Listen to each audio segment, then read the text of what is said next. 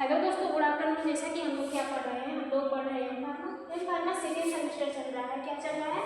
Second semester चल रहा है।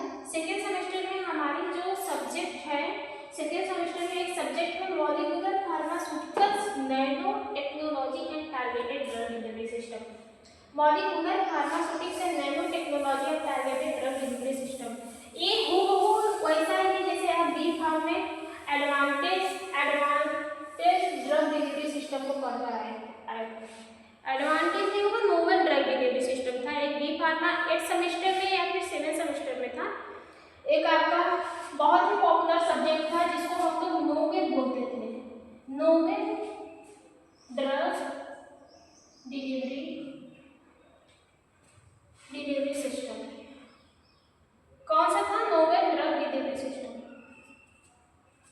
नोवेल ड्रग डिलीवरी सिस्टम का मतलब होता है ट्रेडिशनल तरीके से अभी हम लोग जो दवा खा रहे थे, मतलब पैरासिटामोल था या फिर जो भी दवा ट्रेडिशनल में क्या होता है, ट्रेडिशनल जो मेडिसिन होती है वो ऐसी मेडिसिन होती है जब हम खाते हैं वो हमारे पूरे बॉडी में फैलती है। ठीक है, बहुत बार पेशेंटों को बार बार मेडिसिन लेने की जरूरत पड़ती है। जैसे एक मेडिसिन आपको दोपहर में, शाम में, सुबह में बहुत बार पेशेंट मेडिसिन लेनी पड़ती है, उसमें आपको कुछ साइड इफेक्ट भी देखने को मिलते हैं। ठीक है, तो बहुत सारे ऐसे प्रॉब्लम होते हैं जो आपका ट्रेडिशनल में आता है। ठीक है, दवा अगर आप खाते हैं तो वो दवा आपके पूरे बॉडी में भी फैल जाती है। लेकिन टारगेटेड या फिर जो हमारे नैनो टेक्नोलॉजी है या फिर हमारा जो एडवांस ड्रग डिलीवरी सिस्टम होता है, इस सिस्टम में मेडिसिन को ऐसा डिजाइन किया जाता है, मेडिसिन को ऐसा बनाया जाता है कि वो मेडिसिन से पार्टिकुलर आपकी जगह पे जाती है, मतलब साइट ऑफ एक्शन पे जाती है। जहाँ पे आपको रिक्वायरमेंट होती है वहाँ पे दवा जाती है और वो पूरे बॉडी में फैलने की बजाय वो पूरा का पूरा क्वांटिटी की दवा जितना भी रीच होती है वो सब के सब आपके साइट ऑफ एक्शन पे जाती है और वहाँ से प्रॉपर तरीके से इफेक्ट देती है। इफेक्ट देने के बाद वो आपकी बॉडी से स्क्रीट आउट हो जाती है। तो यही होता है मेरा नोवेल ड्रग डिलीवरी सिस्टम में। नोवेल ड्रग डिलीवरी सिस्टम में वही होता है, लेकिन आज का जो मेरा टॉपिक है ये है टारगेटेड ड्रग डिलीवरी सिस्टम। क्या है? टारगेटेड ड्रग डिलीवरी सिस्टम, मतलब कि टेक्नोलॉजी का यूज करके दवा को इस तरह से मॉडिफाई किया जाता है कि वो दवा आपके साइट ऑफ एक्शन पे जाए। जैसे अगर आपको बुखार है, ठीक है, या फिर मान लीजिए आपको ब्रेन ट्यूमर है, तो टारगेटेड ड्रग डिलीवरी सिस्टम में या फिर टारगेटेड ड्रग डिलीवरी सिस्टम में नैनो टेक्नोलॉजी का यूज करके उस दवा को इस तरह से मॉडिफाई किया जाता है कि वो दवा आपके टारगेट साइट ऑफ एक्शन पर ही जाए। जैसे आपको प्रॉब्लम है ब्रेन में, ये दवा ब्रेन में कब जाएगी? ये है भाई, दवा आपके ब्लड में रीच करेगी, भाई ब्लड के थ्रू ही जाएगी। दवा कहाँ पर रीच करेगी? ब्लड में रीच करेगी। ब्लड में जितनी भी क्वांटिटी, मान लीजिए कि 90 mg दवा आपके ब्लड में रीच कर गई, ये पूरा का पूरा 90 mg दवा ट्रेवल करते करते आपके ब्रेन में पहुंचेगी और ट्यूमर को, टारगेट सेल्स को खत्म करेगी। मतलब ट्यूमर किससे होता है? सेल डिवीजन से। ट्यूमर है किससे होता है? सेल डिवीजन से, सबको पता है। जैसे एक सेल आई, 2 सेल्स को बनाई, फिर इसके बाद 4 सेल्स बने। जब एडवांटेज ग्रोथ ऑफ सेल्स, आवश्यकता से अधिक जब आपके बॉडी में सेल्स की ग्रोथ होती है तो ये फॉर्म देती है, जिस उसी को हम लोग क्या बोलते हैं? ट्यूमर के नाम से जानते हैं। तो जो नैनो टेक्नोलॉजी होता है वो टारगेटेड ड्रग को मारता है। ट्रेडिशनल में क्या होता है कि वो कितने भी सेल को खत्म कर देता है, लेकिन एक्चुअल में इस सेल का डिवीजन जो जड़ है वो कहाँ से हो रही है? इससे हो रही है। इसको खत्म कर देता है, लेकिन ये जिंदा रहती है, फिर से ये बना देती है, फिर से सेल डिवीजन करा लेती है। तो एक्चुअल सेल को नहीं खत्म कर पाते हैं। टारगेटेड में ऐसे दवा को बनाए जाते हैं जो जाके टारगेट सेल्स पर ही एक्शन दे और इसी सेल्स को खत्म करे। जब ये सेल्स खत्म होगी तो ऑटोमेटिक सेल डिवीजन वहां से बंद हो जाता है। जब सेल डिवीजन बंद हो जाता है तो ट्यूमर भी कंट्रोल में होने लगते हैं। ठीक है, तो यही होता है मेरा टारगेटेड ड्रग डिलीवरी सिस्टम में। आई होप आपको समझ में आया होगा कि इस वीडियो में हमको पढ़ना क्या है या फिर किस सब्जेक्ट में हमको पढ़ना क्या है। ठीक है, तो यहाँ पे साफ साफ लिखा है subject M pharma second semester का सब्जेक्ट का नाम क्या है? Nano particular molecular pharmaceutics and nanotechnology and targeted drug delivery system. जो टीडीएस है, टीडीएस का मतलब होता है टारगेटेड ड्रग डिलीवरी सिस्टम। इसमें से जो मेरी टॉपिक है वो कौन सा है? Pulmonary drug delivery system. कौन सा है? पल्मोनरी। अभी जो पल्मोनरी है ये किससे रिलेटेड है? पल्मोनरी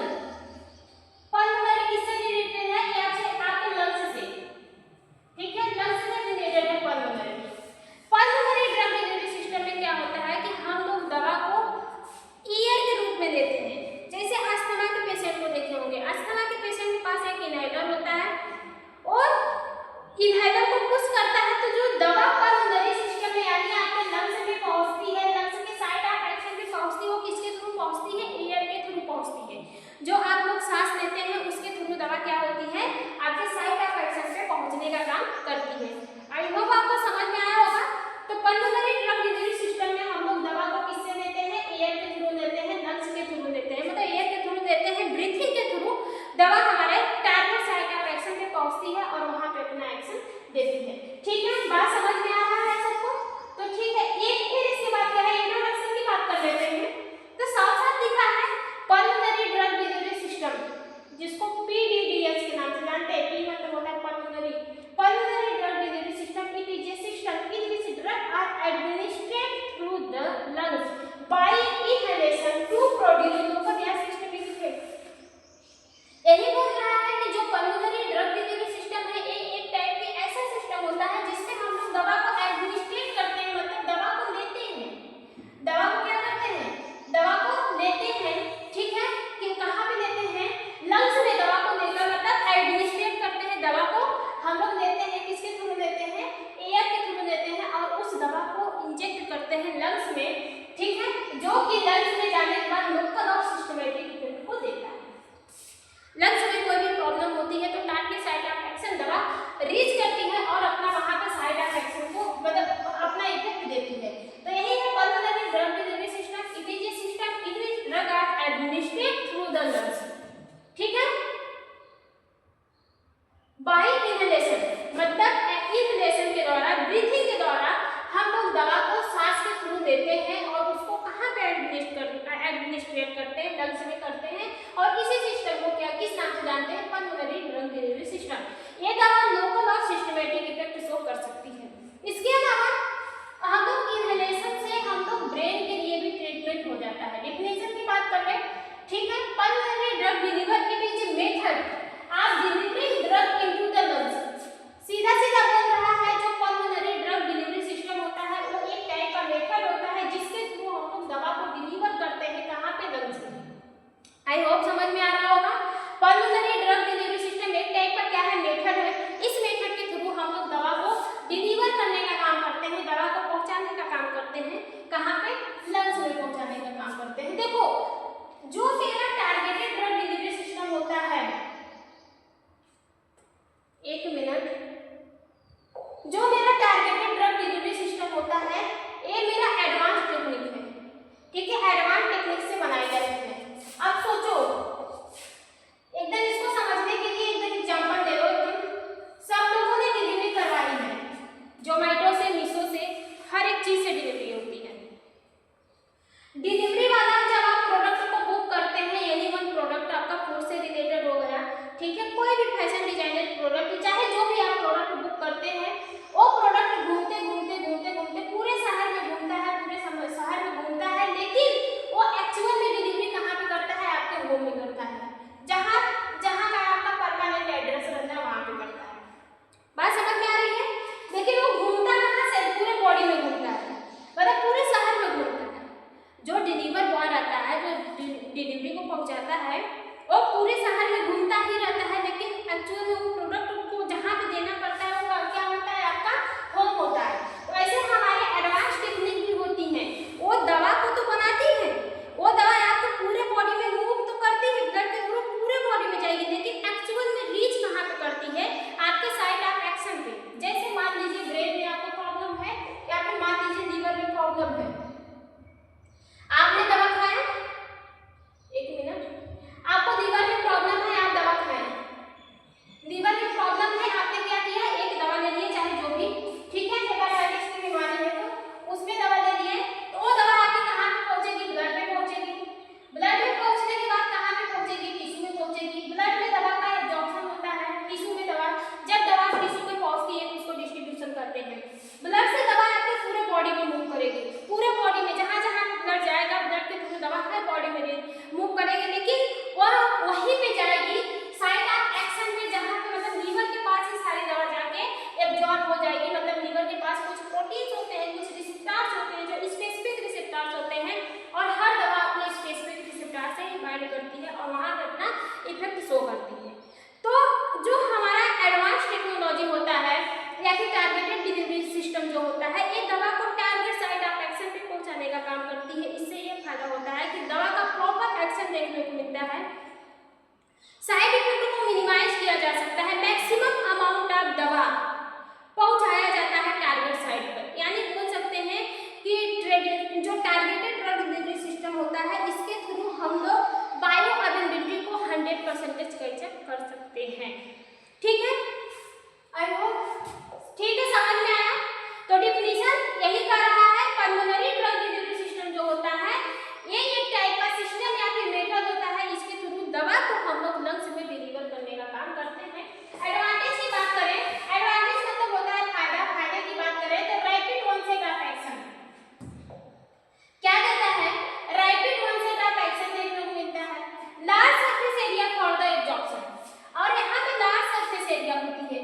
देखो एक दवा को प्रॉपर तरीके से एब्जॉर्ब होने के लिए किसकी जरूरत पड़ती है, लार्ज सरफेस एरिया की, मतलब जहाँ पे लार्ज सरफेस एरिया होता है वहाँ पे ब्लड फ्लो भी हाई होता है, large surface area blood flow भी वहाँ पे हाई होता है। और जो लंग्स होते हैं, जो लंग्स होते हैं, लंग्स के पास क्या होता है, लंग्स, एक मिनट, लंग्स के पास एक ऑर्गन होता है जिसको हम लोग एल्वुलाई के नाम से जानते हैं। किस नाम से जानते हैं, एल्वुलाई के नाम से जानते हैं। यही जो एल्वुलाई होती है वो गैसेस का एक्सचेंज करने का काम करती है, गैसेस का एक्सचेंज करती है, मतलब कार्बन ऑक्सीजन को देती है, कार्बन डाइऑक्साइड को देने का काम करती है, गैसेस का आदान प्रदान करने का काम करती है। क्यों करती है, क्योंकि यहाँ पे इसका लार्ज सरफेस एरिया होता है। क्या होता है, लार्ज सरफेस एरिया होता है। बात समझ में आई।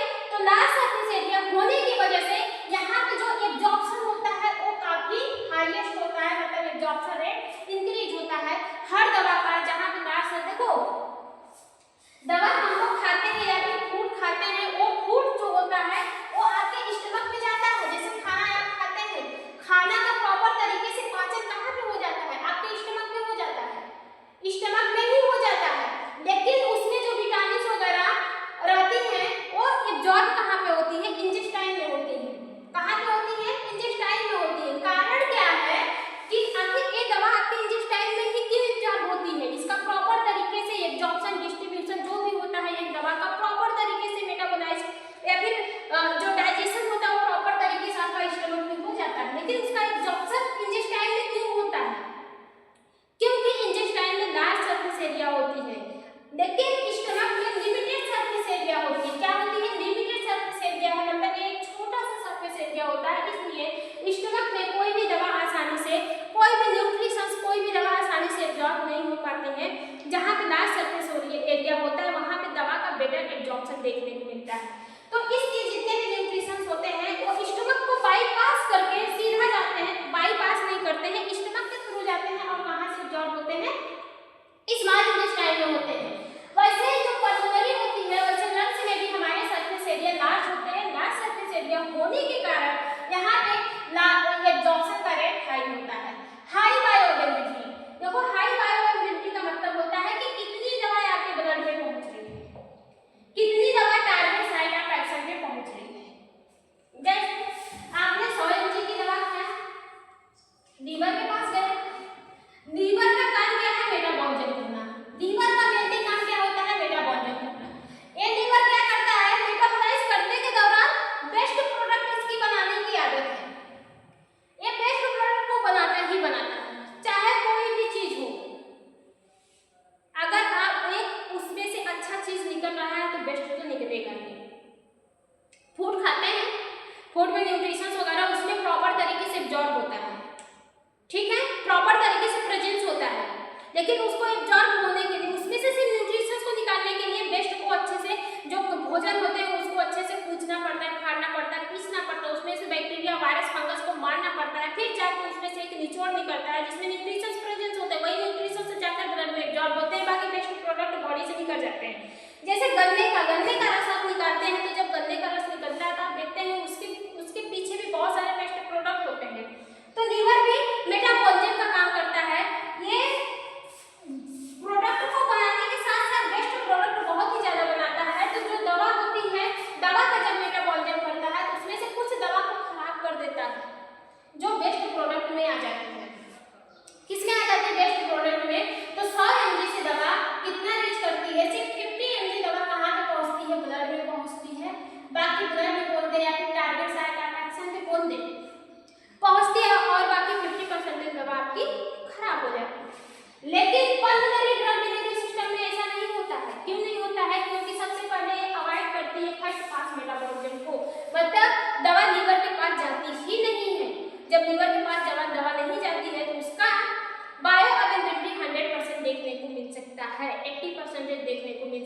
क्योंकि वो फर्स्ट पास मेटाबॉलिज्म को फॉलो ही नहीं करती है। जब फॉलो नहीं करेगी तो वहाँ से बेस्ट प्रोडक्ट में कन्वर्ट नहीं होगा और सारी की सारी दवा रीच कर जाती है अपने साइट ऑफ एक्शन पे। जब मैक्सिमम अमाउंट ऑफ दवा अपने साइट ऑफ एक्शन पे पहुंचेगी तो मैक्सिमम इफेक्ट भी देगी। बात समझ में आई?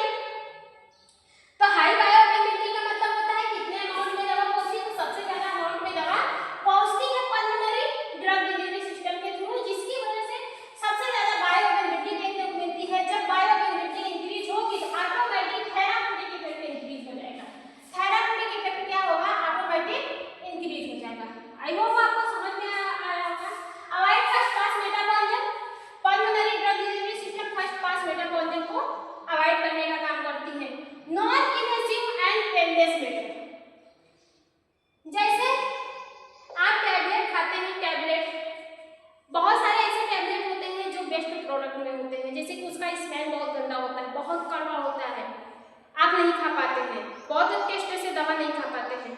और कुछ ऐसा इंजेक्शन के थ्रू दवा देते हैं तो बहुत लोग इंजेक्शन से डरते हैं, ठीक है, जहाँ पे इंजेक्शन लगता है वहाँ पे पेन होने की संभावना होती है। लेकिन पल्मोनरी ड्रग डिलीवरी सिस्टम में ऐसा कुछ नहीं होता है, क्योंकि एयर को आप इनहेलर के थ्रू देते हैं, वो एयर ब्रीथिंग के थ्रू आपके लंग्स में जाती है, ठीक है। तो वहाँ पे इंजेक्शन और टैबलेट का जो बैक टेस्ट होता है वहाँ पे जरूरत ही नहीं पड़ती है। तो इसकी वजह से क्या होता है, नॉन इन्वेसिव होता है और एक पेनलेस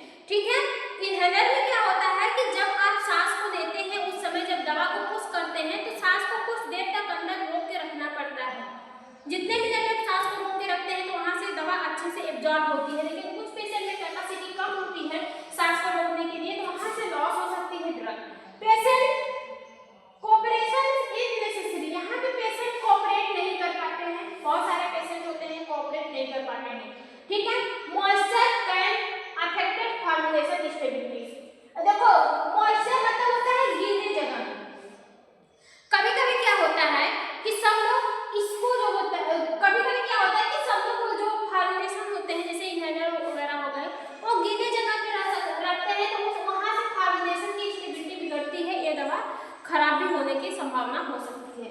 ठीक है, आई होप